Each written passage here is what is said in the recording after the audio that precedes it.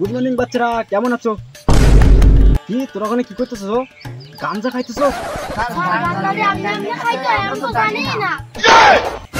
তাহলে ঠিক আছে, এই সারাইতেছি। কিন্তু তোরা ডলার ডালালি কেমনে?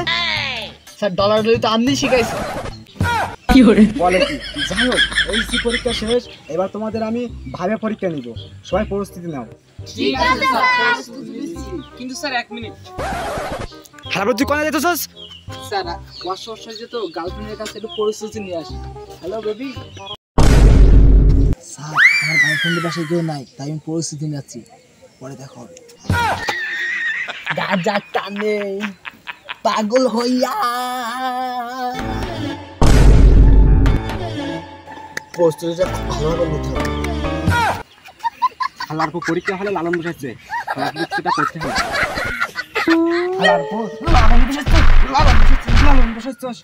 স্যার লালন ছাড়া কি গাঁজা খাওয়া যায়? এখানে তো আর কোন মাইন্ডির গাঞ্জা ডালছিল, গাঞ্জা। স্যার আমি বোবা। বলা কতটা খারাপ হয়ে গেছে। স্যার ওই ছেলেটাই গাঞ্জা বলছিল।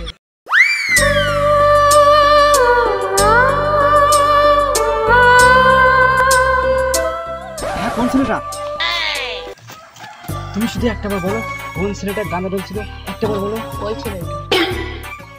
হালার পর গাঁজা ডালছিলে?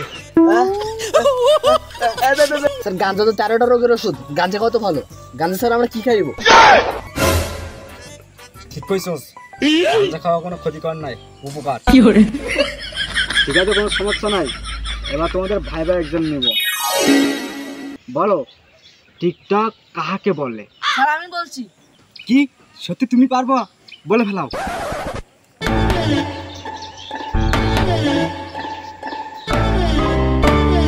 এই ও তো পাগল হয়ে গেছে, আর ধর কেউ, ওরে কে ধর ধর ধর। স্যার আমি পাগল না, এটাকেই টিকটক বলে। ও সাবাস পাপিয়া, তুমি পরীক্ষার নাম্বার পেয়ে গেছো, সাবাস।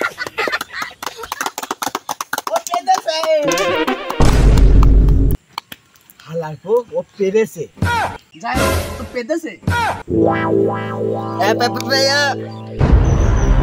আর পর ও পেতেছে না, ও হেগেছে, সাবাস। স্যার ধন্যবাদ। ধন্যবাদ না, ধন্যবাদ। যাই হোক, এবার আমি তোমাদের পরের ভাইবা নিব। কাপড় কাহাকে বলে?